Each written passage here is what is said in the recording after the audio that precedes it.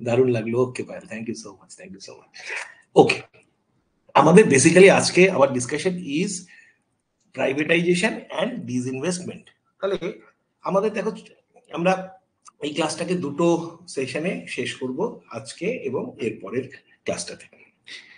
Basically disinvestment আমাদের কথাটাকে আমরা বারংবার শুনি, এবং this is one of the things যেটা আমাদের খবরের কাগজে বলো, আমাদের বিভিন্ন যে রিপোর্ট আমরা পড়ি, ম্যাম খুব ধৈর্য ধরে বুঝিয়ে দিল, দারুণ। ওকে রমেশ, থ্যাংক ইউ। এবার আমরা যে বিভিন্ন রিপোর্টে যে খবরগুলো পড়ে থাকি খবরের কাগজে, বারংবার আমরা এই জিনিসগুলোকে দেখতে পারি, প্রাইভেটাইজেশন, ডিসইনভেস্টমেন্ট। আমরা বুঝতে পারি না যে ডিসইনভেস্টমেন্ট মানে কি প্রাইভেটাইজেশন, এই প্রাইভেটাইজেশন মানে ডিসইনভেস্টমেন্ট, তাই না? এগুলো আমাদের সমস্ত কিছু আমাদের অনেক সময় অসুবিধে হয়, ঠিক আছে। এবার কিছুদিন আগে আমরা খবর জানি আমরা যে এই যে এয়ার ইন্ডিয়াতে একটা বিধ্বংসী ঘটনা ঘটলো, ভয়াবহ একটা ঘটনা ঘটলো, দুর্ঘটনা। সেই এয়ার ইন্ডিয়া কিন্তু কয়েক বছর আগে আমরা দেখেছি যে ভারত সরকারের যে সংস্থা ছিল এয়ার ইন্ডিয়া, সেইটাকে সম্পূর্ণভাবে প্রাইভেটাইজেশন করা হয়েছে। কার কাছে? টাটা গ্রুপের কাছে।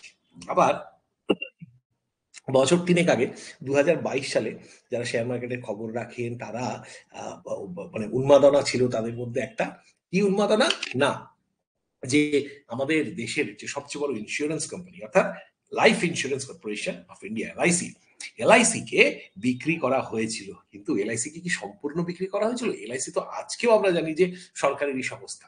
তাহলে টাটা গ্রুপ যে এয়ার ইন্ডিয়াকে নিল এবং এলআইসির যে কিছু শতাংশকে মানুষের কাছে নিয়ে আসা হলো, এই দুটোর মধ্যে পার্থক্য বোঝাটা বেসিক্যালি ডিসইনভেস্টমেন্ট এবং প্রাইভেটাইজেশনের আসল গল্প। ডিসইনভেস্টমেন্ট অর্থাৎ আমি কিছু জায়গাতে ইনভেস্ট করে রেখেছি, সেই ইনভেস্ট আমি জানি যে কন্টিনিউ, ডিসকন্টিনিউ, এমবার্ক, ডিসএমবার্ক, এরকম সবকিছু শব্দে ডিস শব্দটা দিয়ে আমরা বুঝি বিপরীতকে, অর্থাৎ ইনভেস্টমেন্টকে সরিয়ে দেওয়া। তাহলে আমি একটা জায়গাতে আজকে ইনভেস্ট করেছি, মনে করো আমি একটা সংস্থাতে ইনভেস্ট করেছি, ঠিক আছে?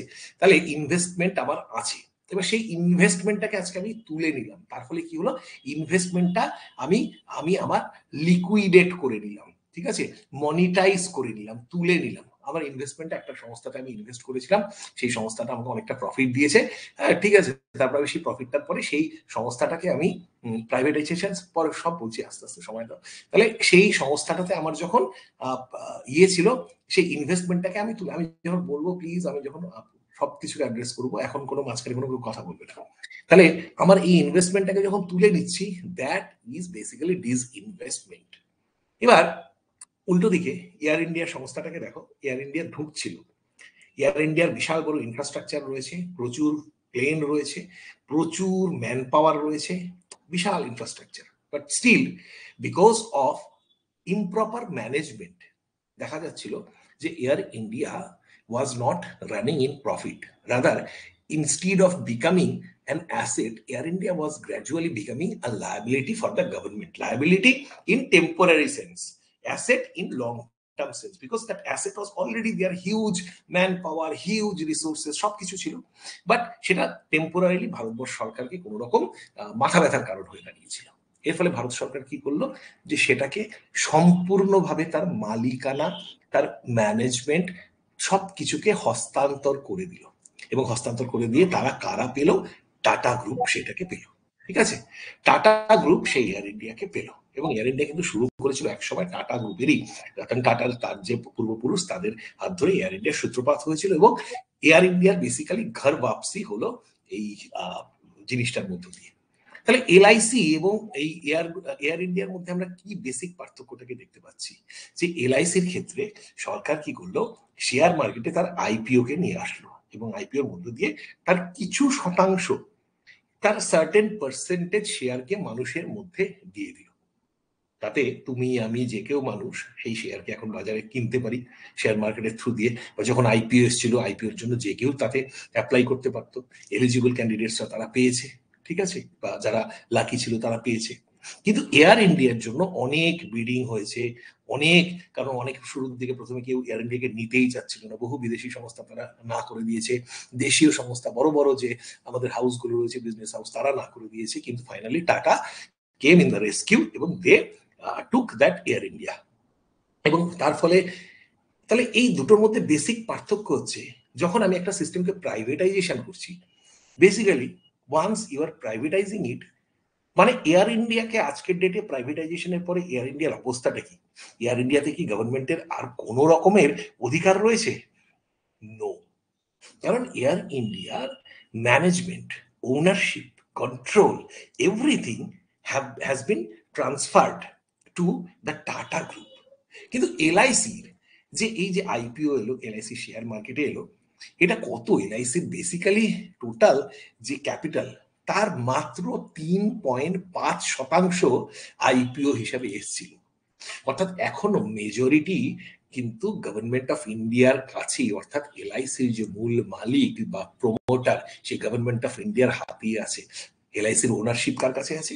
গভর্নমেন্টের হাতে। এলআইসির পলিসি মেকিং কার হাতে আছে? গভর্নমেন্টের হাতে। এলআইসির কন্ট্রোল কার হাতে আছে? ম্যানেজমেন্ট কার হাতে আছে? গভর্নমেন্টের কাছে। কারণ এলআইসির ক্ষেত্রে কি হয়েছিল, শুধু একটা সার্টেন পার্সেন্টেজের ডিসইনভেস্টমেন্ট হয়েছিল, আর এয়ার ইন্ডিয়ার ক্ষেত্রে প্রাইভেটাইজেশন হয়েছিল। তাহলে disinvestment basically a step of privatisation. তাহলে প্রাইভেটাইজেশন যখন হচ্ছে, প্রাইভেটাইজেশন ইজ বেসিক্যালি, প্রাইভেটাইজেশনের ক্ষেত্রেও কিন্তু ওইটা গভর্নমেন্টের একটা ইনভেস্টমেন্ট ছিল। Air India, air India was basically an investment. ঠিক আছে? তাহলে আমি যদি মানে ওভারঅল আমি যদি সিনারিওকে দেখতে পারি, তাহলে privatisation is basically one kind of disinvestment, কারণ সেক্ষেত্রেও তো ইনভেস্টমেন্ট ছিল এবং সেই ইনভেস্টমেন্টটাকে তুলে নিচ্ছে সরকার। বাট বেসিক আমি যদি যখন মাইক্রো লেভেলে যাব, অর্থাৎ ম্যাক্রো লেভেলে গেলে, ডিসইনভেস্টমেন্ট প্রাইভেটাইজেশন বেসিক্যালি ডিসইনভেস্টমেন্ট যদি একটা বড় সেট হয়, তার সাবসেট হচ্ছে প্রাইভেটাইজেশন। কিন্তু মাইক্রো লেভেলে আমি যখন দেখব, তখন আমি বুঝবো যে ডিসইনভেস্টমেন্ট বেসিক্যালি একটা স্টেককে ছেড়ে দেওয়া, আর প্রাইভেটাইজেশন বেসিক্যালি মেজরিটি স্টেককে ছেড়ে দেওয়া। অর্থাৎ একটা সংস্থা, সেটাকে আমি দুটো ভাগে ভাগ করতে পারি, একটা মেজরিটি, একটা মাইনরিটি। মেজরিটি কখন? যখন তার 50% উপরের মালিকানা একজন মানুষের কাছে থাকবে। সাপোজ সাপোজ অধ্যয়ন একাডেমি, অধ্যয়ন একাডেমি সাপোজ, এখানে আমি দুজনের নাম দেখতে পাচ্ছি, দুটি ছেলে, রমেশ এবং সৌভিক। সাপোজ রমেশ এবং সৌভিক এরা দুজন হলো অধ্যয়ন একাডেমির মালিক। এবার অধ্যয়ন একাডেমির মালিক হলো রমেশ এবং সৌভিক, কিন্তু সৌভিকের কাছে রয়েছে 51% স্টেক অফ দ্য অধ্যয়ন একাডেমি এবং রমেশের কাছে রয়েছে 49% স্টেক। তাহলে যেহেতু মেজরিটি স্টেক রয়েছে সৌভিকের কাছে 51%, তাহলে এর ম্যানেজমেন্ট, অথরিটি, কন্ট্রোল সবকিছু থাকবে সৌভিকের কাছে, আর রমেশের কাছে কিন্তু ম্যানেজমেন্ট থাকছে না। কিন্তু ডিসিশন মেকিং, পলিসি মেকিং, এগুলোর পার্ট অবশ্যই রমেশ, কিন্তু ফাইনাল যে অথরিটি, অর্থাৎ প্রমোটার হিসেবে আমরা যদি বলি এই অধ্যয়নে, তার কিন্তু আসল মালিক কিন্তু হলো গিয়ে সৌভিক। এবার মনে করো সৌভিক আর রমেশ দুই ভাই, তারা মিলে এই অধ্যয়ন একাডেমিটাকে স্টার্ট করেছে। Suppose it's a scenario where Souvik and Ramesh are two brothers who have launched Adhyayan Academy. তার ফলে কি হলো, এদের দুজনের কাছেই মালিকানা রয়েছে, দুজনেই 100%, এবং এদের মধ্যে বোঝাপড়া রয়েছে, এরা দুই ভাই, এরা মনে করছে যে 100% আমাদের কাছে আমরা ওনার। তাহলে ম্যানেজমেন্ট, পলিসি যখনই কিছু হচ্ছে, তখন কিন্তু সৌভিক বা রমেশ আলাদা আলাদা কোনো অস্তিত্ব বা এন্টিটি নয়, তারা দুজনে মিলে একটা অস্তিত্ব। ঠিক আছে? বোর্ড অফ ডিরেক্টরস যেটা রয়েছে তার মধ্যে সৌভিক, রমেশ দুজনেই রয়েছে। এবার সৌভিক আর রমেশ ঠিক করলো যে আমাকে বাজার থেকে কিছু টাকা তুলতে হবে, টাকা তুলতে হবে। তাহলে ওরা তখন ঠিক করলো, আচ্ছা টাকা যদি তুলি, সাপোজ অধ্যয়নের টোটাল ক্যাপিটাল ওরা হিসাব করলো, সিএ কে নিয়ে আসলো, করে অ্যাকাউন্টেন্টকে নিয়ে আসলো, করে দেখা গেল যে অধ্যয়নের টোটাল ক্যাপিটাল হলো 100 টাকা। অর্থাৎ ওরা বললো যে আমরা এই পুরো কোম্পানিটাকে 100টা শেয়ারে বিভক্ত করতে পারি, এবং এই 100টা শেয়ারের মধ্যে বেসিক্যালি এক একটা শেয়ারের ভ্যালু হচ্ছে 1 টাকা করে। কিন্তু এই সমস্ত শেয়ার আমাদের কাছে আছে, সমস্ত স্টেকটা আমাদের কাছে আছে, কিন্তু আমরা এই শেয়ারের, এই 100টা শেয়ারের মধ্যে 10টা, মানে 100 টাকার যে টোটাল ক্যাপিটাল তার মধ্যে 10 টাকার শেয়ার আমরা বাজারে ছাড়বো। এবার 10 টাকা, তোমরা বলবে যে 10টা শেয়ার 1 টাকা করে 10 টাকা, কিন্তু এবার বাজারে ছাড়ছে, অ্যাডভার্টাইজমেন্ট হচ্ছে, অনেক অপারেশনাল কস্ট রয়েছে। তাহলে ওরা বললো যে দেখো অধ্যয়ন আজকের ডেটে 100 টাকা অধ্যয়নের পেইড আপ ক্যাপিটাল রয়েছে, টোটাল ভ্যালু অফ অধ্যায়ন is 100 rupees suppose today. But আজ থেকে 3 বছর পরে অধ্যায়নের পেইড আপ ক্যাপিটাল তো আর 100 টাকা থাকবে না, সাপোজ এটা 500 টাকা হয়ে যাবে। তাহলে ওরা বললো যে তাহলে আমরা একটা মানুষকে একটা কাজ করি, যখন এই 100টা শেয়ার তার টোটাল ভ্যালু 100 টাকা, অর্থাৎ এক একটা শেয়ারের ভ্যালু আজকে হচ্ছে আমাদের হিসাবে 1 টাকা করে, কিন্তু আজ থেকে 3 বছর পরে এক একটা শেয়ারের ভ্যালু হয়ে যাচ্ছে 500 টাকা। যদি 100টা শেয়ারের ভ্যালু হয় তাহলে 5 টাকা করে। তাহলে যারা যারা এই শেয়ারকে কিনছে তাদের কিন্তু লাভ হচ্ছে। সুতরাং 3 বছর পরে কেউ যদি এই শেয়ারটা কিনতে যায় তার কিন্তু 5 টাকা করে এক একটা শেয়ারে পড়বে। তাহলে আমি কি করছি, আজকে আমি 10% অফ অধ্যায়ন আমি বাজারে শেয়ার হিসেবে লঞ্চ করব, মানে আইপিও, ইনিশিয়াল পাবলিক অফারিং হিসেবে লঞ্চ করব। কি ইনিশিয়াল পাবলিক অফারিং, খায় না মাথায় দেয়, এগুলো সব আমরা পরে আলোচনা করবো, বাট জাস্ট এই জিনিসটাকে, কনসেপ্টটাকে বুঝে নাও। তারপরে ওরা কি করলো, যে ওরা বলল যে 1 টাকা তো আমাদের হিসাবে, 10টা শেয়ারকে আমরা বাজারে ছাড়বো, এই ছাড়ার জন্য যে প্রসেসটা রয়েছে, ম্যানেজমেন্ট রয়েছে, অ্যাডভার্টাইজমেন্ট রয়েছে, অপারেশনস রয়েছে, আইটি খরচ রয়েছে, ক্যাম্পেইনিং রয়েছে, সবকিছু করতে আমরা দেখলাম যে 50 পয়সা আরো অ্যাডিশনাল পড়ছে। তাহলে আমি ইনিশিয়াল পাবলিক অফারে মানুষকে এই অফারটা দিচ্ছি যে তোমরা ইনিশিয়াল পাবলিক অফারিং এ, অর্থাৎ যেদিন আমি 100% মালিকানা ছিল আমার কাছে, 100 টাকার মালিকানা, সেই তার থেকে 10 টাকার মালিকানাকে আমি বাজারে আনছি 10টা শেয়ারের মধ্য দিয়ে, এবং প্রত্যেকটা শেয়ারকে তোমরা 1 টাকা 50 পয়সাতে কিনতে পারবে। তাহলে অফার কথাটা কেন বলা হলো? অফার তো ভালো কিছু পাওয়ার সময় অফার থাকে। তাহলে জিনিসটার দাম তো 1 টাকা করে ছিল, 1.5 টাকা করে তো বাজারে আনছে, তাহলে অফার কেন বলছে? ওই যে ফিউচারিস্টিক পরিকল্পনা, আজকে 1 টাকা রয়েছে, কিন্তু হতে তো পারে যে 3 বছর পরে, 4 বছর পরে এটা 5 টাকা, 10 টাকা, 15 টাকা হবে। তাহলে তুমি আজকে 1 টাকা 50 পয়সা, তোমাকে আমি রেটটা ধরে দিলাম, তুমি 1 টাকা 50 পয়সা দিয়ে কেনো, অ্যান্ড তুমি আমার এই যে অধ্যায়নের শেয়ার হোল্ডার হয়ে যাও, অর্থাৎ ওয়ান অফ দ্য ওনার্স। এবার রমেশ এবং সৌভিকের এই কোম্পানিতে আমি দেখলাম যে রবিউল এবং তানিয়া, পায়েল এবং আর কি আছে এখানে, লাস্ট নাম দেখতে পাচ্ছি সঙ্গীতা, এই 4জন কি করলো, তার মধ্যে 4জনের মধ্যে 2জন 3টে করে, আর বাকি 2জন 2টো করে শেয়ার, 4টে শেয়ার কিনে নিল। এক একজনের, দুজনের 3% করে, তাহলে অধ্যায়নের ওনারশিপ হলো, এবং রবিউল আর পায়েলের মনে করো 2% করে ওনারশিপ হলো। তাহলে টোটাল 90% শেয়ার এখনো কিন্তু কার কাছে থাকলো, অর্থাৎ পুরোপুরি ওনারশিপ, ম্যানেজমেন্ট, কন্ট্রোল, অথরিটি সবকিছু কিন্তু থাকলো হচ্ছে সৌভিক এবং রমেশের কাছে।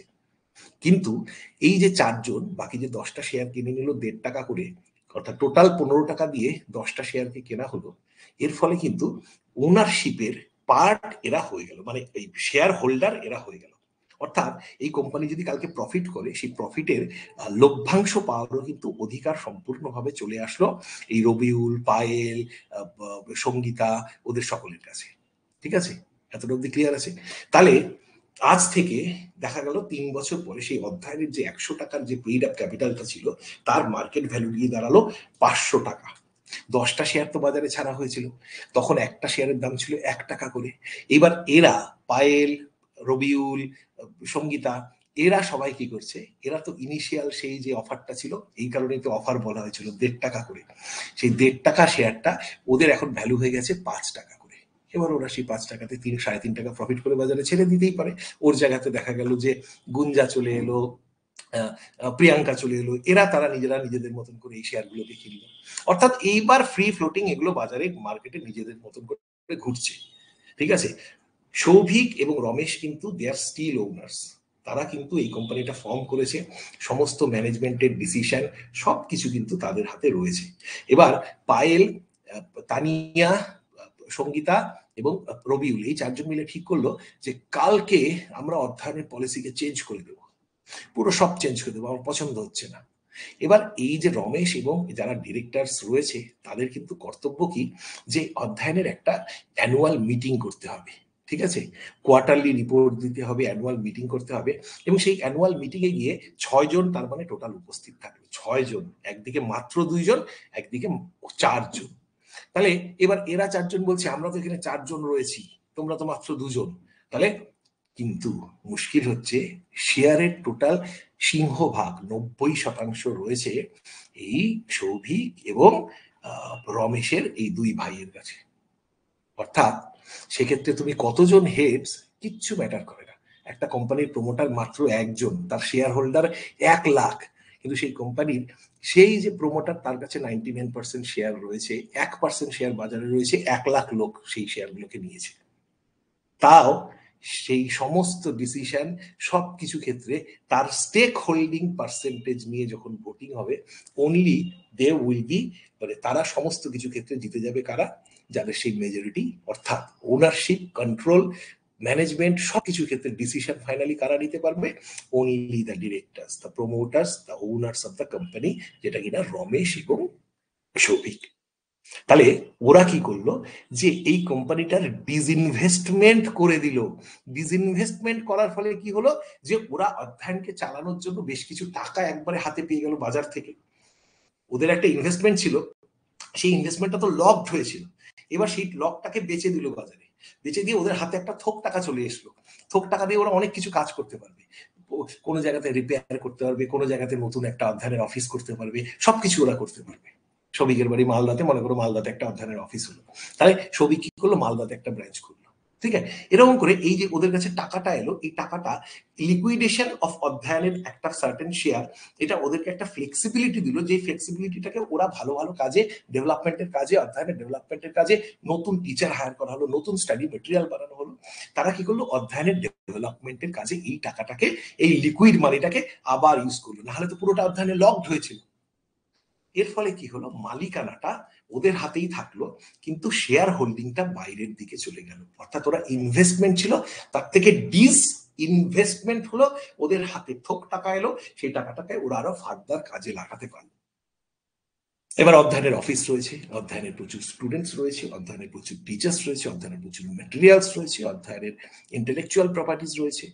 এরা ঠিক করলো যে এদেরকে একটা বিশেষ কাজে এবার আমেরিকাতে সেটেলড হয়ে যেতে হবে। তাহলে দেশে আর এরা অধ্যয়ন চালাতে পারছে না, ওরা এখন বিদেশে গিয়ে একটা কোনো নতুন কোম্পানি ওদেরকে খুলতে হবে। ওদের এটা পরিস্থিতি, সৌভিক এবং রমেশের। তাহলে তখন ওদের হাতে আর কোনো তো উপায় থাকছে না, ওদের হাতে কোনো উপায় থাকছে না। ওরা বললো, দুজনে মিলে আলোচনা করলো, ভাই তাহলে আর কি হবে, তাহলে কাজ করি, অধ্যয়নটাকে পুরো বেচেই দিই। মানে অধ্যয়নটাকে পুরো, এইবার কিন্তু আর ওই শেয়ার হোল্ডিং পার্সেন্টেজের হস্তান্তর হলো না, শেয়ারের হস্তান্তর হলো না। এবার কি হলো? পুরো অধ্যয়নটাকেই এবার সে সময় ওরা বিডিং শুরু করলো, যে আচ্ছা আমাদের এই, ওরা জানে যে আমাদের এই কোম্পানিটা হচ্ছে 100 টাকা, তার আমাদের total paid up capital, total value হচ্ছে আজকে ডেটে কোম্পানিটা 100 টাকা, কিন্তু আমি তো একটা প্রফিট করতে লাগবে, সব মিলে টিলে ওরা একটা বিডিং শুরু করলো, এবং তার ফলে মানুষের কাছ থেকে এক্সপ্রেশন অফ ইন্টারেস্ট চাওয়া শুরু করলো, যে তোমরা তোমাদের রেটকে কোট করে আমাদেরকে জানাও। ওরা বললো যে আমাদের কোম্পানিটাকে আমরা 500 টাকা রেটে বিক্রি করব, কারণ আমরা বুঝতে পারছি যে ফিউচারে এর প্রচুর প্রাইস হাইক হবে, এবং তার ফলে এটার ভ্যালুয়েশনটা আগামী 5 বছরে আমি 500 টাকা বা 1000 টাকা দেখতে পাচ্ছি। তা 1000 টাকা ওরা রেট রাখলো। কেউ আসছে না, কেউ আসছে না, হঠাৎ করে তখন ওখানে দেখা গেল ঋতজা চলে এলো। ঋতজা, অরুণাংশু, অরুণাংশু এসে ও একটা বললো যে আমি 800 টাকা দিচ্ছি, 800 টাকা দিয়ে অধ্যয়নকে কিনবো। তখন ঋতজা বললো যে না, আমি 850 টাকা দিয়ে এই অধ্যয়নকে কিনতে চাই। তখন ওরা রাজি হয়ে গেল 850 টাকাটা, যদিও ওরা বলেছিল 1000 টাকা, কিন্তু দীর্ঘদিন পরে কোনো কাস্টমারকে পাচ্ছে না, কারণ 8.5 গুণ ভ্যালুয়েশন বাড়িয়ে দিয়েছে। এবার তাহলে তুমি বলবে মাত্র 100 টাকাটাকে কেন 8.5 গুণ? কারণ এর মধ্যে যে পোটেনশিয়াল ছিল, ওরা কিন্তু সেই পোটেনশিয়ালটাকেও বিক্রি করে দিচ্ছে। অর্থাৎ ফিউচার গ্রোথ পোটেনশিয়ালটাকেও তোমাকে কিন্তু মাথায় রাখতে লাগছে, নট অনলি ইওর প্রেজেন্ট যে টোটাল পেইড আপ ক্যাপিটাল বা টোটাল ভ্যালুয়েশন সেটা, অর্থাৎ সামনের দিকে সমস্ত গ্রোথকে। মানে একটা গ্রামের রাস্তাতে যখন একটা মুরগি ঘুরে বেড়ায়, সেই মুরগি একটা গাড়ি চালাতে চালাতে তুমি যদি একটা মুরগিকে, মুরগা নয় মুরগিকে মেরে দিলে, এবার তাহলে গ্রামের লোক তোমাকে ধরে কি করবে বলো তো? এবার মুরগিটা তো বাজারে 150-200 টাকা দিয়ে পাওয়া যাবে, কিন্তু বলবে যে এই মুরগিটা ডিম দেয়, ডিমের থেকে বাচ্চা হয়, অর্থাৎ মোটামুটি 5টা জেনারেশনের ডিম এবং বাচ্চার খরচ নিয়ে তোমার কাছে বলবে যে এই মুরগিটার দাম হচ্ছে আসলে 1500 টাকা, 1500 টাকা দিতে লাগবে। তা তেমনি এরকমই গল্প, তোমাকে ফিউচারিস্টিক ভ্যালুয়েশন করে তারপরে ওরা কি করলো, যে হাইয়েস্ট বিডার ওরা পেলো মোটামুটি কাকে? অরুণাংশু। অরুণাংশু এবার 850 টাকা দিয়ে কিনে নিল। তার 1 বছর পরের কথা, সৌভিক আবার ইন্ডিয়াতে ফিরে এলো, এসে এবার আরো বলতে পারবে যে কালকের থেকে অধ্যয়নে আমি এই টিচারকে ঢোকাতে চাই। অরুণাংশু বলবে আপনি কে? বলে আপনি তো, আমি তো চিনি না আপনাকে। আপনি কে? কারণ অলরেডি অধ্যয়নের ম্যানেজমেন্ট, ওনারশিপ, কন্ট্রোল 100% সবকিছু চলে গেছে কার কাছে? যে অরুণাংশুর কাছে। তাহলে সরকারের ক্ষেত্রে এরকম যখন কোনো প্রপার্টি, এরকম যখন কোনো অ্যাসেট, এরকম যখন কোনো ইনফ্রাস্ট্রাকচার, এরকম যখন কোনো প্রজেক্ট, এরকম যখন কোনো পিএসইউ, তাকে সম্পূর্ণভাবে বেসরকারীকরণ করা হয়, যেক্ষেত্রে ওনারশিপ, ম্যানেজমেন্ট, কন্ট্রোল সব কিছু চলে যায় থার্ড পার্টি, প্রাইভেট পার্টির হাতে, দ্যাট ইজ কল্ড প্রাইভেটাইজেশন। এবং যখন তার একটা সার্টেন অ্যামাউন্ট অফ শেয়ারকে লিকুইডেট করা হয়, সো দ্যাট ইনিশিয়াল কিছু মানে থোক টাকা পাওয়া যায়, যার ফলে কি হয়, তার রাজস্ব ভাড়ারের চাপটা কম পড়ে, তার ফলে কোনো ম্যানেজমেন্ট, ওনারশিপ, কন্ট্রোল যায় না, সবকিছু সরকারের হাতে থাকে, কিন্তু একটা সার্টেন স্টেককে সেল করে দিল, যাতে সরকারের রাজস্ব ভান্ডারের উপরে যে বর্ধিষ্ণু চাপটা সেটা অন্তত কমতে থাকে, রাজস্বের ভাড়ারে কিছুটা টাকা যুক্ত হয়, সেটা হলো ডিসইনভেস্টমেন্ট। তাহলে ডিসইনভেস্টমেন্ট আমরা দু রকমের দেখতে পারি। ডিসইনভেস্টমেন্টের একটা পার্ট কি হলো স্ট্র্যাটেজিক ডিসইনভেস্টমেন্ট, আরেকটা পার্ট হলো কি মাইনরিটি স্টেক হোল্ডিং। তাহলে আমরা মোটামুটি ডিসইনভেস্টমেন্ট, এবার সবকিছু আমি পরে এক্সপ্লেন করছি কিভাবে আসছে না আসছে, আমি জাস্ট গল্পের মধ্য দিয়ে তোমাদেরকে ওভারঅল সিনারিওটাকে বললাম, এরপর আমরা থিওরিটিক্যালি আমরা পুরোটাকে পড়া শুরু করব। এবার তোমরা বলো যে মোটামুটি আমরা এই যে 25 মিনিটের আলোচনার মধ্য দিয়ে তোমরা কি বিষয়টাকে বুঝতে পেরেছো, যে basically what does it stand for, privatisation or disinvestment? এইবার তোমরা আমাকে বলো, তারপরে আমি তোমাদেরকে নোট লেখাবো।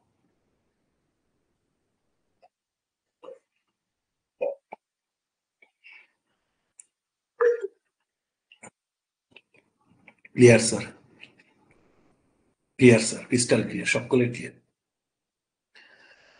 ওকে, very good, very very good. হ্যাঁ স্যার, বুঝতে পেরেছি, ভেরি গুড। ওকে ওকে, এবার তোমরা খাতা পেন নিয়ে বসো।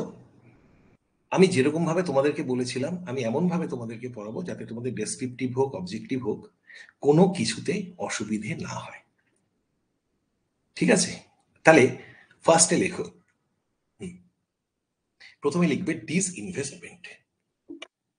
ডিসইনভেস্টমেন্ট, আমি যে নোটটা দেবো প্রত্যেকটা লাইনকে বোঝানো। তোমরা যখন একটা বই পড়তে যাও, তোমরা যদি কোনো মেটেরিয়ালকে পড়তে যাও, কোনো ভিডিওকে দেখতে যাও, তখন তোমাদের সমস্যা হয়ে যায় যে তোমরা হয়তো অনেকটা জায়গায় বুঝতে পারলে না। তা আমার যে নোটটা তোমাদের কাছে থাকবে, আমি পিডিএফ এ তোমাদেরকে নোট দিতে পারি, সেই নোট পড়ে কোনো লাভ হবে না যতক্ষণ না পর্যন্ত প্রত্যেকটা কথাকে বুঝতে পারছো। আমার কাছে একটা রেফারেন্স নোট থাকে, সেটা থেকে আমি নিজের মতন করে তোমাদেরকে বলবো, so that every word is clear to all of you. তাহলে disinvestment is taken by the government to reduce financial burden, ঠিক আছে? disinvestment is taken up by the government to reduce financial burden. ডিসইনভেস্টমেন্টের মূল লক্ষ্যটা কি? যে সরকারের যে রাজস্বের উপরে যে চাপটা পড়ছে সেটাকে কমানো, যে অর্থনৈতিক যে চাপটা পড়ে সেটাকে কমানো। disinvestment means the sale or disinvestment mean the sale or liquidation. Disinvestment means the sale or liquidation of government assets.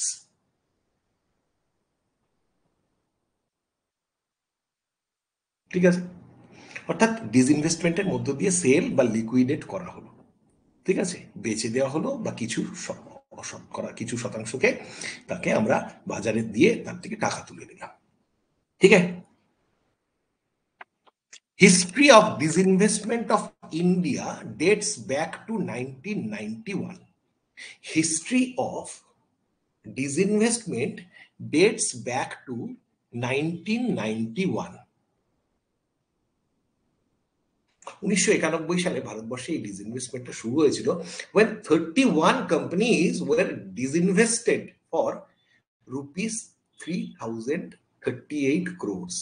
অর্থাৎ 1991 সালে আমরা জানি যে ভারতবর্ষের যে ফরেক্স রিজার্ভ, যেটা ফরেন এক্সচেঞ্জ রিজার্ভ, সেটার ভাড়া একদম তলানিতে এসে দাঁড়িয়েছিল, এবং সেখান থেকে আমরা জানি যে সে সময় ভারতবর্ষের প্রধানমন্ত্রী ছিলেন পিপি নরসিংহ রাও এবং আমাদের অর্থমন্ত্রী ছিলেন সে সময় ডক্টর মনমোহন সিং।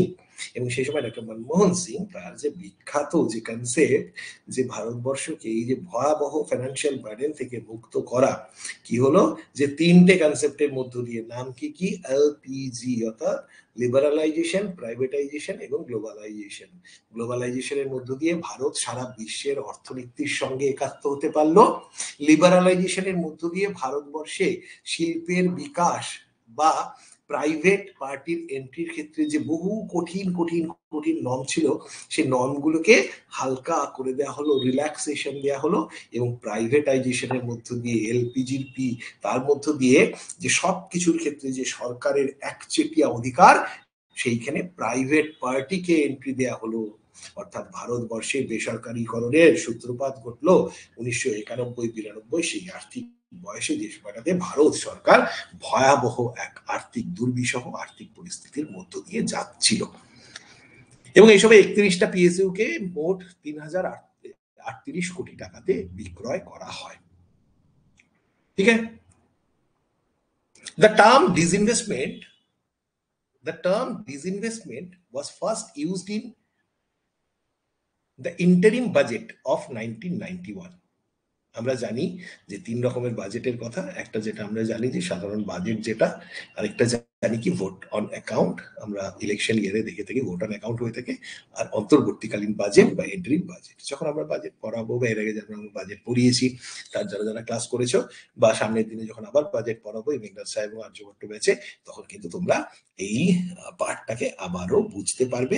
বাট যেটা এপিজে আব্দুল কালাম বা অন্যান্য ব্যাচগুলোতে যেরকম ভাবে আমরা ইকোনমিটাকে পড়িয়েছিলাম, যে আমরা মানে মোটামুটি কনসেপচুয়াল ইকোনমিকে পড়িয়েছি, বাট ন্যাচারালি মেঘনাথ সাহা বা এই আর্যভট্ট ব্যাচে যে অন্যান্য যে চ্যাপ্টার গুলো পড়বো, যেহেতু ডিসইনভেস্টমেন্ট এবং প্রাইভেটাইজেশনটা আমার এপিজে আব্দুল কালামে ইকোনমিক্সটা শেষ হয়ে গেছে এক্সেপ্ট ফরেন ট্রেড এবং ডিসইনভেস্টমেন্টের পরে ফরেন ট্রেডটা আবার পরে আসবে, তোমাদেরকে অ্যাড করে দেবো।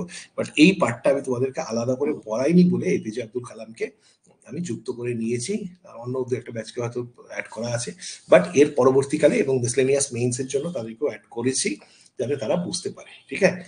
কিন্তু এর পরের ক্লাসগুলো কিন্তু সম্পূর্ণভাবে ডেসক্রিপটিভের জন্য মেঘনাথ সাহেব এবং আর্যভট্ট ব্যাচেই থাকবে, তোমরা সেক্ষেত্রে না আসলেও হবে যেহেতু তোমরা এমসিকিউ প্যাটার্নে পড়ছো।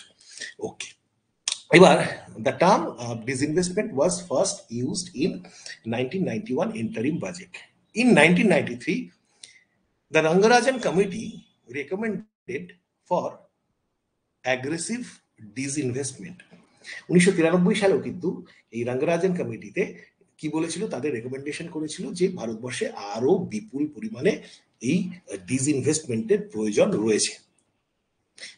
ঠিক আছে, এতটা অবধি ক্লিয়ার? সকলে করে দিয়েছ? তাহলে আমি এগোচ্ছি। In 1996 the government of India set up a disinvestment commission. In 1996 the government of India set up a disinvestment commission. তার মানে দেখো ডিসইনভেস্টমেন্টের গুরুত্বটা 5 বছরের মধ্যে এমন হয়ে গেল যে ডিসইনভেস্টমেন্ট কমিশন পর্যন্ত একটা তৈরি হয়ে গেল 1996 এ। ঠিক আছে।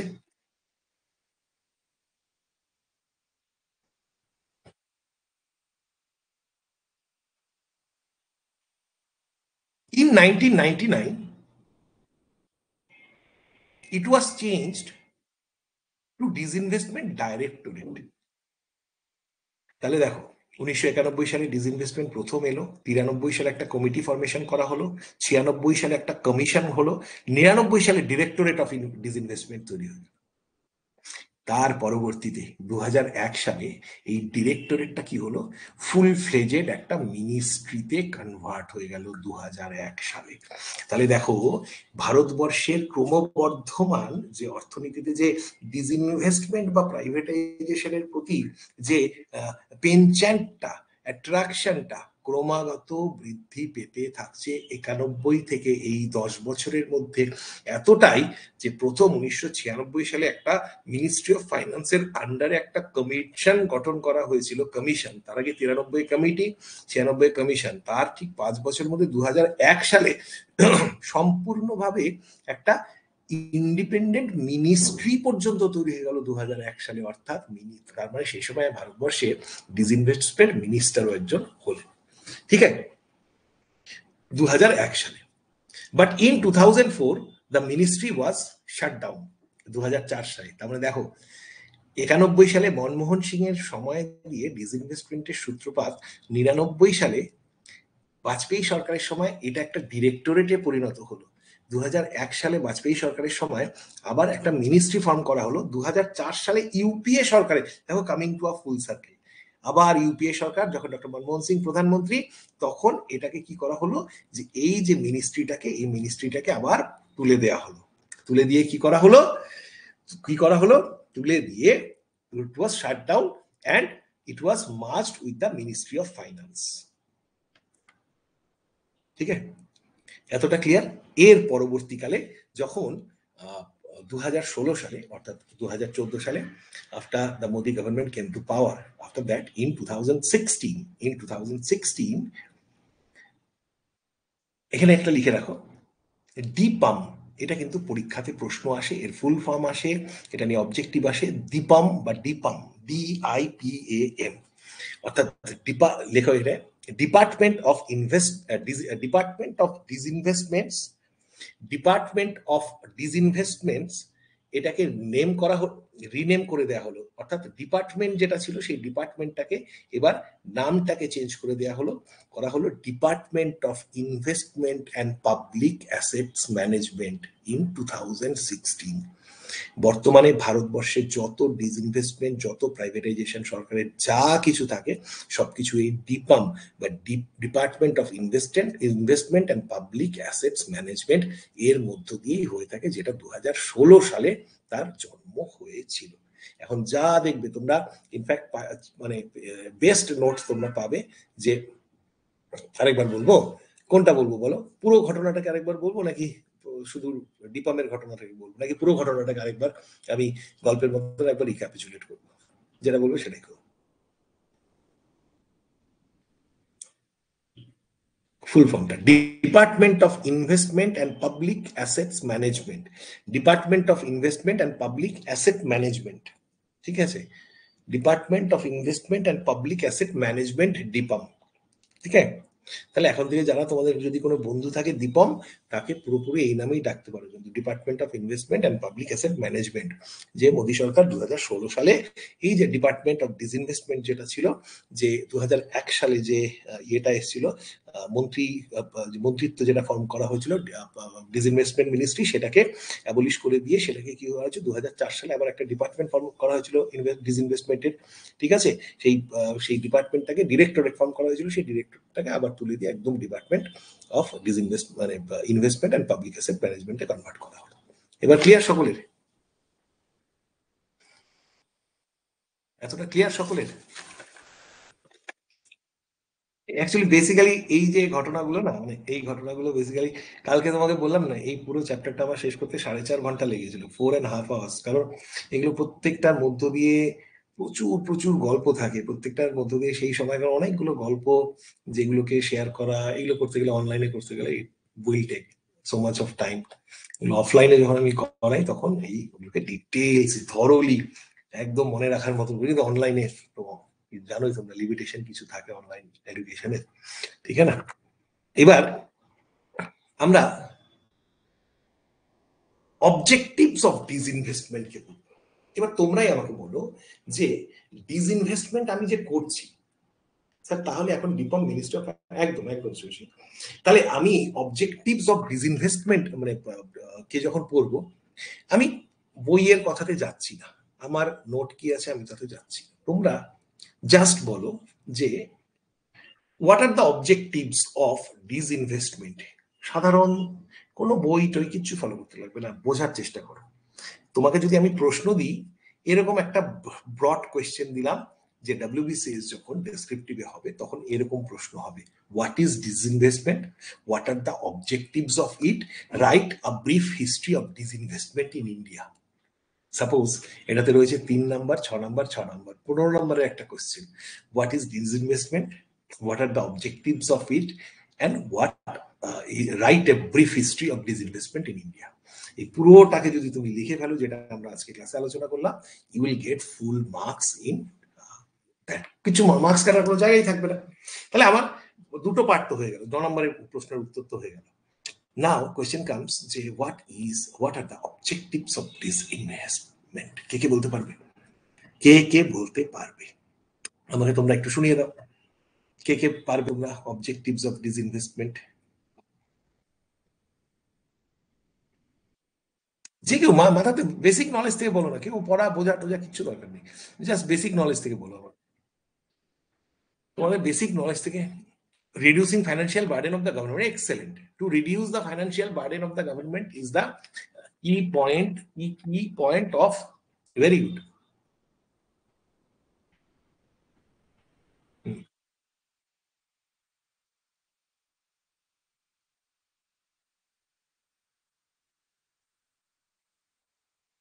রেভিনিউ জেনারেশন সবকিছু কি একটার মধ্যে আসছে, নাম্বার ওয়ান। তাহলে একটা হলো এইটা। নেক্সট কি হতে পারে? নেক্সট কি হতে পারে? নেক্সট কি হতে পারে? Number two. ওকে, আচ্ছা, এই যে তোমার রমেশ এবং সৌভিক মিলে অধ্যয়নের থেকে একটা পার্টকে টু মিট বাজেটারি টার্গেট, হ্যাঁ এটাকে একটা শর্ট পয়েন্ট হিসেবে লিখতে পারো, টু মিট বাজেটারি টার্গেট। ঠিক আছে, একদম ঠিক আছে, একদমই ঠিক আছে। ঠিক আছে, টু গেইন রেভিনিউ না, টু গেট আইপিও নয় গো, to get IPO is the method. ঠিক আছে ভাই, promoting competition, very good, very good, very good. Promoting combination, এটা ইট গুড, ইট এনহ্যান্সেস। দেখো, whenever I am inviting the government, এলআইসির কাজকর্ম দেখছে, এলআইসির কাজকর্ম দেখতে দেখতে এইবার সাপোজ একটা সরকারি সংস্থা যেখানে লোকে পান চিবাতে চিবাতে ঢুকছে, এমন একটা পিএসইউ, একটা ক্ষয়িষ্ণু একটা পিএসইউ, মনে করো 1990-এর দশকে একটা ক্ষয়িষ্ণু পিএসইউ ছিল ভিএসএনএল, হ্যাঁ, বিদেশ সঞ্চার নিগম লিমিটেড। হুম, এই এক্স্যাক্টলি সৌভিক যে কথাটা বললো এবং মৃত্যুঞ্জয় বা আরেকজন যেটা বললো, যে সবকিছু আমরা একটা পয়েন্টের মধ্যে নিয়ে আসছি। তাহলে ভিএসএনএল কে সে সময় ভারত সরকার কিন্তু সে সময় তার সে সময় তার প্রাইভেটাইজেশন হয়েছিল। তাহলে দেখো, তুমি একটা এলআইসিতে মনে করো, যখন এলআইসির যারা কর্মীরা আছে তারা কি করছে, তারা ভাবছে যে আমরা তো সরকারি কর্মী, আমাদের তো একটা কর্পোরেশনের কর্মী, আমাদের একটা পুরো ভালো বেতন টেতন আছে। ঠিক আছে, যে মুহূর্তে ওরা শুনলো, কি শুনলো, যে এলআইসির আইপিও সরকার বাজারে আনতে চলেছে, সেই মুহূর্তে সবাই তো আনন্দ করছে। সরকারের আনন্দ যে সরকারের ভাড়ারের টাকা ঢুকবে, পাবলিকের আনন্দ, আরে বাবা এলআইসিতে আমি অংশীদার হতে চলেছি। মাথা খারাপ হয়ে গেল কার? যারা এলআইসির কাজের সঙ্গে যুক্ত। তারা ভাবছে, দেখো, disinvestment finally leads to what? Privatisation. তাহলে ডিসইনভেস্টমেন্ট, ওই যে বললাম, ডিসইনভেস্টমেন্ট মধ্য দিয়ে তুমি অংশীদারিত্ব বেচছো, বাট অংশীদারিত্ব বেচা is a process which may terminate, may end in privatization. অর্থাৎ কি পড়াচ্ছি রবিউল, প্লিজ শাট আপ ইয়ার। পড়াচ্ছি ডিসইনভেস্টমেন্ট, বলছো regarding SDOs power one day. What is this, what nonsense is this? আমাকে চুপ করতে বলো, বেশি কথা বলছি কয়েকদিন। পড়াচ্ছি আমি ডিসইনভেস্টমেন্ট, মাঝখানে কথা বলছো regarding SDOs power. What is nonsense, what idiocy is this? I don't know. Seriously আমার না এরকম কথা বললে আমার সিরিয়াসলি ইট ডিস্টার্বস মি। পড়াচ্ছি আমি ডিসইনভেস্টমেন্ট কোথায় আছি? I should block you in the class.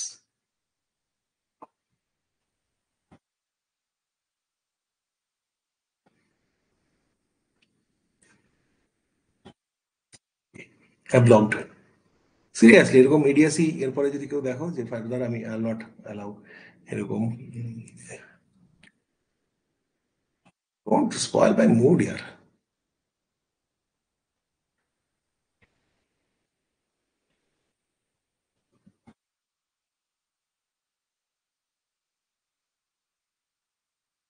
যাকে বলবে ব্লক করে দিতে, এরকম ভাবে মানে গাধার মতন প্রশ্ন করবে।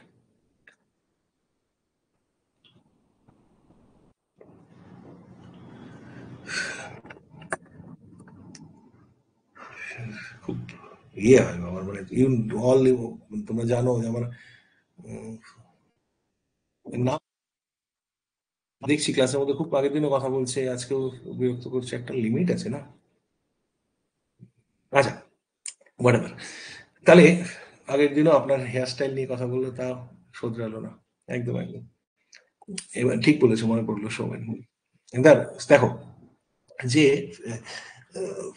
এলআইসি, এবার এলআইসির মাথার মধ্যে কিন্তু দেখো, এলআইসি এমপ্লয়িজদের মাথার মধ্যে কিন্তু একটা জিনিস ঢুকে গেছে। আরে সরকার কি তাহলে আমাদের ব্যাপারে, হ্যাঁ অবজেক্ট, হ্যাঁ আমাদের ব্যাপারে তাহলে অন্যরকম কিছু ভাবছে, তাহলে তো আমাদের ভালোভাবে কাজ করতে লাগবে।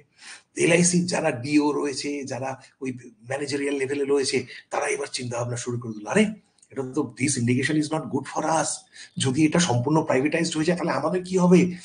এটা তো শুরুয়াত, কিন্তু এরপরে এমন হতে পারে যে এলআইসি প্রাইভেটাইজড হয়ে গেল, তাহলে আমাদেরকে ভালোভাবে কাজ করতে লাগবে, আমাদেরকে টার্গেট ফুলফিল করতে লাগবে, আমাদের ম্যানেজমেন্টকে আরো বেটার এফিসিয়েন্ট করতে লাগবে, বেটার করতে হবে। তাহলে কি হলো যে আমরা দেখতে পাচ্ছি ডিসইনভেস্টমেন্টের মধ্য দিয়ে কিন্তু বেচা, একটা শুধুমাত্র কিছু শেয়ারকে বাজারে ছাড়লো, কোম্পানিটাকে পুরো, সংস্থাটাকে পুরো কিন্তু বেচে দেওয়া হলো না, কিন্তু একটা বার্তা কোম্পানির সকলের কাছে এবার গেল যে শুধরে যাও, অর্থাৎ তোমাদের প্রোডাক্টিভিটি বাড়াও, এফিসিয়েন্সি বাড়াও, অর্থাৎ it leads to better efficiency. যারা ম্যানেজারিয়াল পদে ছিল, ডিও ছিল, অফিসার ছিল, তারা বলছে এবার আমাদেরকে আরো স্ট্রিক্ট হতে লাগবে, ওই নরম হলে চলবে না, বেটার ম্যানেজমেন্ট, তাই না, বেটার প্রোডাক্টিভিটি, ঠিক আছে। এবং পুরো যে সংস্থাটা, তার মধ্যে কি হলো, একটা ডিসিপ্লিন চলে এলো, ঠিক আছে। নাও একটা সরকারি সংস্থা, নাও অ্যাকচুয়ালি তুমি দেখো যে এই যে এসবিআই এগুলো, জাস্ট সেকেন্ড, হ্যাঁ জাস্ট,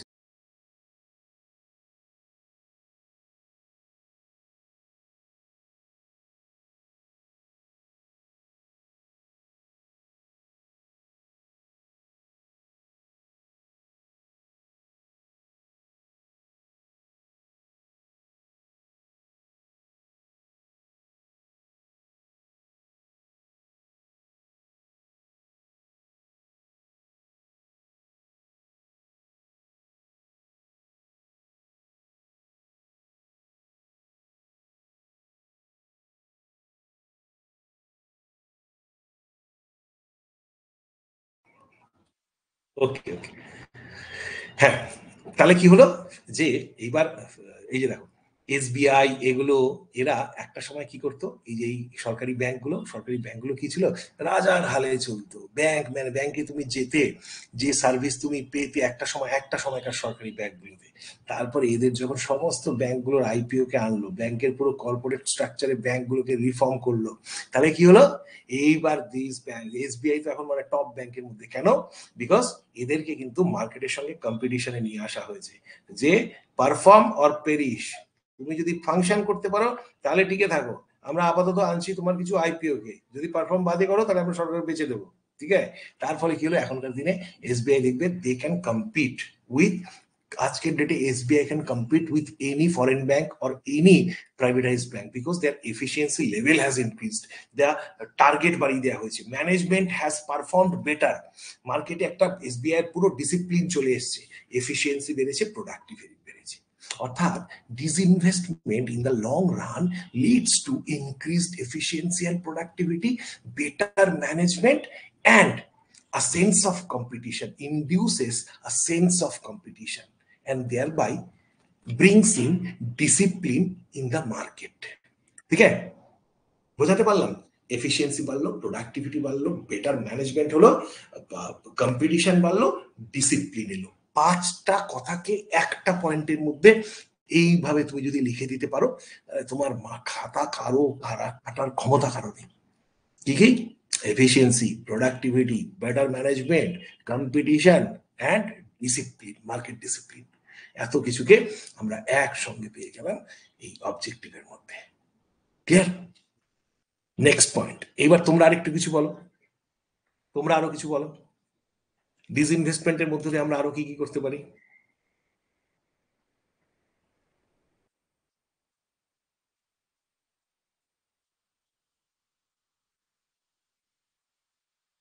আরো কিছু বলো, আরো চিন্তা করো।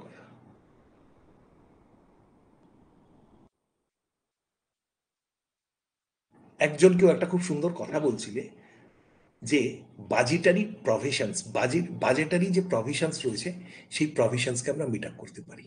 এরকম disinvestment in installation to capital economy from social or mixed economy, ঠিক আছে, এটা ঠিক ভালো কি খারাপ? সোশ্যাল ইকোনমি খারাপ কে বলেছে? মিক্সড ইকোনমি কে খারাপ বলেছে? ক্যাপিটাল ইকোনমি মানে এটা বলতে পারো, কিন্তু it cannot be objective, it can be a characteristic. বুঝতে পারলে সোমেন? ক্যাপিটাল ইকোনমির দিকে ইনক্লিনেশনটা ডেফিনেটলি, কর্পোরেট স্ট্রাকচার হচ্ছে, ক্যাপিটাল ইকোনমি হচ্ছে, বাট এটা তো লক্ষ্য নয়, এটা একটা ফিচার যে এটা একটা ক্যাপিটাল ইকোনমির একটা দিকে আমরা এগোচ্ছি। স্টেট ওনারশিপ থেকে ডেফিনেটলি প্রাইভেট ওনারশিপের দিকে আমরা চলে যাচ্ছি, যেটা রাশিয়া বা চায়নার ক্ষেত্রে আমরা দেখি কি বলে যে state ownership, ownership of the state. সেখান থেকে আমরা কি করছি যে আমরা সরকার এবং বেসরকারি সংস্থার সহাবস্থানের মধ্য দিয়ে যাচ্ছি। Definitely this is definitely an important point in terms of feature. But এটা কিন্তু অবজেক্টিভ আমি ধরতে পারি না। অবজেক্টিভ আমার যেটা ভালো কাজে লাগবে, আমার যেটা পজিটিভ পয়েন্ট হিসেবে করতে পারি, এটাকে একটা পয়েন্ট ফিচার হিসেবে তুমি রেখে দিতে পারো। It's a very nice thinking. এবং আমি বলছি ডেসক্রিপটিভে এলে কিন্তু এই থিঙ্কিং গুলো খুব খুব দরকার। থিঙ্কিং গুলো ইজ ভেরি মাচ নেসেসারি, যেরকম ভাবে সৌমেন তুমি চিন্তাটা করলে, এবং this is very much important for UPSC. আমি কালকের ক্লাসেই বলছিলাম যে ইউপিএসসির ক্ষেত্রে আমি ওদেরকে একটা প্রশ্ন দিয়েছিলাম, একটা ইউপিএসসির একটা পিওয়াইকিউ থেকে, যে এই যে রিসেন্ট লিবারালাইজেশনের ফলে, হ্যাঁ, রিসেন্ট লিবারালাইজেশনের ফলে যে গ্রামীণ, রুরাল এডুকেটেড ইয়াং উইমেন যে সেটটা রয়েছে তাদের আরবান মাইগ্রেশন হয়েছে, তার ফলে সোসাইটির কি কি পরিবর্তন ঘটেছে। এবার কোনো বইয়ে তুমি তো এটা পাবে না, ওভারঅল থিঙ্কিং এর উপরে তোমাকে লিখতে হবে। তাহলে আমরা বেসিক্যালি এই যে ইউপিএসসির কিছু চিন্তা ভাবনাকে কিন্তু আমাদের পড়ার মধ্যে রাখবো, এবং তার জন্য এই যে তুমি চিন্তাটা করেছো, দ্যাট ইজ ভেরি গুড।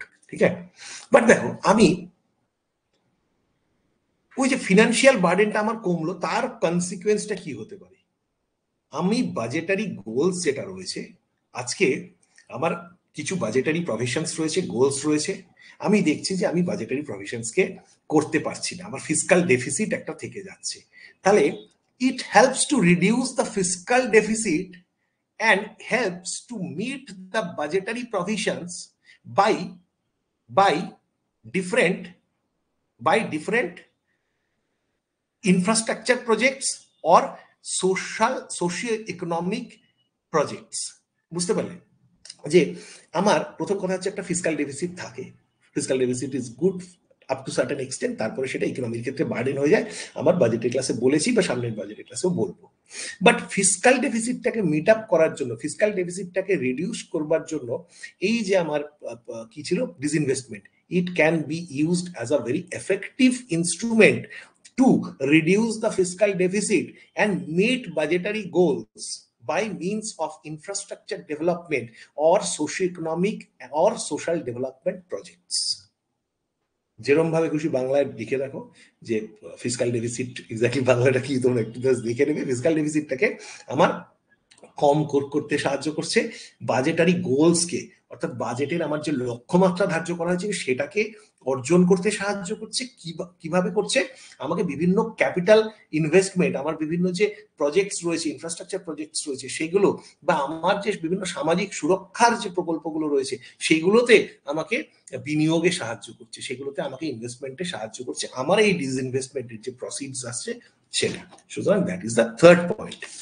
এরপর আমাদের ট্র্যাডিশনাল নোটের মধ্যে বেশ কিছু পয়েন্টস গুলো রয়েছে। আমি নোটগুলো কিন্তু আমি তোমাদেরকে দিচ্ছি না, আমি ক্লাসের মধ্যে নোট লিখেছি, কারণ এই আমার এনকারেজিং প্রাইভেট পার্টনারশিপ যেটা ও বলেছে, পাবলিক ফাইন্যান্সকে ইয়ে করা, বিল্ডিং কম্পিটেন্স। একটা জিনিসকে দেখো, privatisation can lead to increase competition, আমরা কম্পিটিশন বলে দিয়েছি একটা পয়েন্টের মধ্যে, স্ট্রিক্টার গভর্নেন্স বলে দিয়েছি, improve public services, social welfare schemes, সব কিছুকে আমরা কভার করে দিয়েছি। বেসিক তিনটে আলোচনার মধ্যে দিয়ে। এবার এই লেখাগুলোকে কিন্তু তোমাদেরকে খুব ভালোভাবে লিখতে লাগবে, গুছিয়ে প্রত্যেকটা পয়েন্টকে। আমি সেকেন্ড নাম্বার পয়েন্টে 5টা কথাকে বলেছি, সেই 5টা কথাকে তুমি এক্সপ্লেন করতে পারো, তিনটে আলাদা আলাদা পয়েন্টের মধ্যে বলতে পারো। এই যে সোশ্যাল ডেভেলপমেন্ট, সোশিও ইকোনমিক যে স্কিমস গুলো ক্যাপিটাল ইনভেস্টমেন্টের ক্ষেত্রে সাহায্য করছে, এর প্রসিডসটা এরকম ভাবে লিখতে পারো, সমস্ত রকম ভাবে চিন্তা করা যেতে পারে। ফিসকাল ডেফিসিটকে কমাতে সাহায্য করে, এটাকে একটা পয়েন্টে তুমি লিখতে পারো। বাজেটারি গোলসকে অ্যাচিভ করতে সাহায্য করতে পারে, এইটা আরেকটা পয়েন্টের মধ্যে লিখতে পারো। আমি বেসিক্যালি তিনটে পয়েন্টের মধ্যে তোমাদেরকে অনেকগুলো জিনিস ধরিয়ে দিলাম। এরপরে তোমরা পড়াশোনা করতে পারো পুরো এই ডিসইনভেস্টমেন্টের অবজেক্টিভসকে নিয়ে, গোলসকে নিয়ে। এটা আরো ক্লিয়ার হবে, আমি কিছু পয়েন্টকে এখানে বাদ রেখেছি, এটা আরো ক্লিয়ার হবে যখন আমরা পরের ক্লাসটাতে প্রাইভেটাইজেশনটাকে আলাদা করে করব, বা ডিসইনভেস্টমেন্টের মেথডসটাকে করব, এবং তারপরে আমরা ডিসইনভেস্টমেন্ট এবং প্রাইভেটাইজেশন একসঙ্গে করব। ঠিক আছে? আজকে মোটামুটি একটা আমার কোয়েশ্চেনের উপরে আমাদের আজকে ক্লাসটা হলো। নেক্সট ডেতে আমরা কি কি করব, যে ডিসইনভেস্টমেন্ট পলিসি একটা, ঠিক আছে, লেটেস্ট ডিসইনভেস্টমেন্ট ট্রেন্ডস একটা, এবং ডিসইনভেস্টমেন্ট ভার্সাস প্রাইভেটাইজেশন আরেকটা, ঠিক আছে, আর চ্যালেঞ্জেস অফ ডিসইনভেস্টমেন্ট আরেকটা। এগুলো ছোট ছোট করে মোটামুটি 4 থেকে 5টা কোয়েশ্চেন এই পুরো চ্যাপ্টারটার থেকে আছে, যেটা আমরা আমাদের ক্লাসেই ডেসক্রিপটিভের মতন করে করিয়ে দেবো। ঠিক আছে, কিন্তু এখান থেকে তোমরা অবজেক্টিভ প্রচুর পাবে। আচ্ছা, এবার আমি একটা কথা বলছি যে প্রিলিমসে মনে করো ইউপিএসসির মতন একটু কঠিন প্রশ্ন হলো, তাহলে সেক্ষেত্রে ওয়ান লাইনার কোয়েশ্চেন কিন্তু তোমরা পাবে না। তোমাকে এরকম ভাবে বলতে পারে, what are the objectives of disinvestment in India, what are the objectives of disinvestment of India, বলে তোমাকে 4টে point, helps to meet fiscal deficit, it is the easiest way to revenuation, social hierarchy, disinvestment social higher মানে কি, মানে exactly বলো social hierarchy মানে কি, প্রশ্নটা এলাবোরেট করো আরেকটু। Kabir, it's a very wonderful discussion, একদম বলো, please ask me in details কিরকম ভাবে বলতে চাও। উই শুড প্রত্যেকটা ক্লাসের পরে এরকম কিছু কয়েক মিনিট এরকম ভাবে আলোচনার জন্য রাখা উচিত। আমার মানে question discussion has been complete. Helps to meet fiscal deficit, it is the easiest way to revenue generation, but is it real?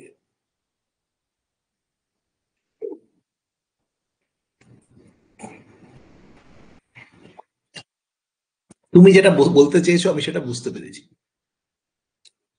তুমি যেটা বলতে চেয়েছো আমি বুঝতে পেরেছি। বেসিক্যালি এইটা আমি যখন চ্যালেঞ্জেস অফ ডিসইনভেস্টমেন্ট পড়াবো, অর্থাৎ অবজেক্টিভসটাকে অ্যাচিভ করতে গিয়ে ডিসইনভেস্টমেন্ট কি কি ভুল পথে আমাদেরকে নিয়ে যেতে পারে, সেটার মধ্যে আমি যখন দেব তখন বলবো যে disinvestment May lead to a vicious cycle of poverty, যে ক্ষেত্রে ইট মে লিড টু মনোপলি। এটা আমি কিন্তু আজকে করছি না, কারণ এটা চ্যালেঞ্জেস এর মধ্যে পড়া, আমি বুঝতে পেরেছি তোমার প্রশ্ন। ডিসইনভেস্টমেন্ট যখন অ্যাগ্রেসিভ ওয়েতে হবে, that lead to extreme privatisation and that may lead to monopoly, যেটা আমরা আজকের ইন্ডিয়াতে বেশ কিছু ক্ষেত্রে দেখতে পাচ্ছি। উইদাউট নেমিং আমি তোমাদেরকে হিন্টস দিলাম, বাকিটা তোমরা বুঝে নাও। all the sectors are being, excuse me, all the sectors are being dominated by only a few players।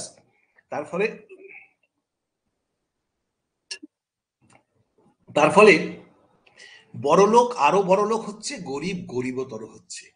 ছোট ছোট company, they are losing their tracks, whereas the behemoths they are becoming richer। এটা ভারতের social ফ্যাব্রিকটাকে অনেকটা নষ্ট করে দিচ্ছে, যেটা সৌমেন তখন আলোচনা করছিল যে আমাদের এটা কি করছে, টুয়ার্ডস ক্যাপিটালিস্টিক ইকোনমি দিয়ে নিয়ে যাচ্ছে। ক্যাপিটালিস্টিক ইকোনমি হওয়াটা আমার কোনো লক্ষ্য নয়, ইটস আ নেচার। তাহলে আজকের গভর্নমেন্ট কিন্তু, আমি বলেছিলাম কি, আমাদের মিক্সড ইকোনমি থেকে আমরা কিন্তু আস্তে আস্তে কর্পোরেট গভর্নেন্স বা কর্পোরেট ক্যাপিটালিস্ট ইকোনমির দিকে আস্তে আস্তে শিফট করছি। আমার প্রথম ক্লাসে আমি বলেছিলাম বেসিক ফিচার্স অফ ইন্ডিয়ান ইকোনমির ক্লাসে, ঠিক আছে। সেটা আমরা লক্ষ্য করছি কিসে, এই যে আমাদের ডিসইনভেস্টমেন্ট বা প্রাইভেটাইজেশনের ফলে কি হচ্ছে। তুমি আজকের ডেটে পোর্টকে যদি নাও, বন্দর ভারতের অন্যতম রিসোর্স, সেই বন্দর সম্পূর্ণ রকম ভাবে প্রাইভেটাইজড হতে হতে একটি সংস্থার কাছে গিয়ে পৌঁছেছে। কোন সংস্থা, কে বলতে পারবে? নামটাকে টাইপ করো, আমি বলছি না, তোমরা টাইপ করো। তাহলে মনোপলি সৃষ্টি হচ্ছে। তাহলে ডিসইনভেস্টমেন্ট বেসিক্যালি কিন্তু থিওরিটিক্যালি যাই থাকুক, আমি কালকের অফলাইনে এই যে ডিসইনভেস্টমেন্টের অবজেক্টিভসটা এবং আজকের ইন্ডিয়াতে তার ডেভিয়েশনটা ডিটেলসে একটা আলোচনা করেছিলাম। একদম কবি ঠিক বলেছে, কারেক্ট কারেক্ট, আমি আর বললাম না। তাহলে এই যে একদম কারেক্ট। তাহলে এই যে তোমাদের এতগুলো অবজেক্টিভস পড়ালাম কালকের ক্লাসে, অফলাইন ক্লাসে আমি পুরোটাকে পড়িয়েছিলাম হচ্ছে অবজেক্টিভস থেকে আজকের ইন্ডিয়াতে কিভাবে ডেভিয়েশন হয়েছে পুনার একটি সংস্থার ডিসইনভেস্টমেন্ট বা মানে প্রাইভেটাইজেশন দিয়ে আমি ওদেরকে গল্পটা বলেছিলাম। কিন্তু আনফর্চুনেটলি অনলাইনে এত ফ্রিলি অনেক কথা বলা যাবে না, সুতরাং I have to check myself. ওই জন্য আমি খুব থিওরিটিক্যাল কিছু আজকে কথা বললাম। অফলাইনে এগুলো অনেক খুলে পাওয়া যেতে পারে, ঠিক আছে? সুতরাং যারা মাঝে মাঝে আমি কলকাতায় যখন যাবো বা শিলিগুড়িতে থাকবে, তোমরা আমরা অফলাইন ইকোনমির অফলাইন ক্লাসটা সবাই করতে পারো, ঠিক আছে? সো দ্যাটস অল আজকের জন্য। কবি তোমার বা সৌমেন বা যারা যারা তোমরা পড়ছো সকলেই তোমরা সিরিয়াসলি পড়ছো, বাট যারা একটু ইউপিএসসি বা অন্যান্য লেভেলে কিছু চিন্তা ভাবনা করছো তারা না এই পার্টটাকে নিয়ে প্রচুর চিন্তা করো, এবং যা যা মনের মধ্যে প্রশ্ন আসে সেই প্রশ্নগুলোকে কিন্তু লুকিয়ে রাখবে না। আমাদের ক্লাসটা একটু ডিসকাশনের ক্লাস হোক।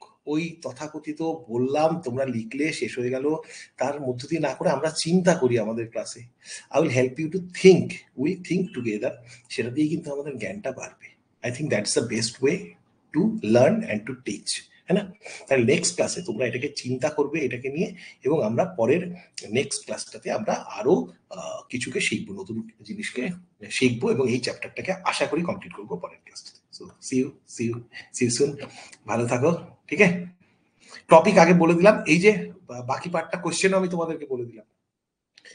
Challenges of disinvestment, recent Trends of disinvestment, challenges of disinvestment, recent trends of disinvestment, methods of disinvestment, and disinvestment versus privatization। এতগুলো পয়েন্টসকে আমি তোমাদের সঙ্গে শেয়ার করে দিলাম, যেটা তোমরা পরের দিন পড়ে আসবে, সো দ্যাট আমাদের আলোচনাটা আরো ফ্রুটফুল হবে। আর বেশি বেশি করে সকলে চলে আসবে আগামী শনিবার দিন, নেক্সট স্যাটারডেতে আমি ইকোনমিক্সের ক্লাস নেব। ইকোনমিক্সের নেক্সট স্যাটারডেতে বাকি পার্টটাকে নেব, ঠিক আছে? তোমরা সকলে আসবে, কেউ মিস করবে না, লাইভে আলোচনা হবে, রেকর্ডিং দেখে অত কিছু হয় না। আর নেক্সট সোমবার দিন আমার ইংলিশের ক্লাসটাকে নেব, ঠিক আছে? এই ছোট্ট চেঞ্জটাকে করবো। আর কিছু বাংলা বই সাজেস্ট করবেন, আগের দিন বলেছিলাম বাংলা, আচ্ছা নেক্সট ডেটে, আজকে আর 1 ঘন্টার উপরে হয়ে গেছে। হ্যাঁ, আমাকে প্লিজ, এতক্ষণ পরে টায়ার থেকে কালকে করো, কালকে একদম 8:30টার সময় করবে, আমার কোনো আর ইয়ে নেই, ঠিক আছে?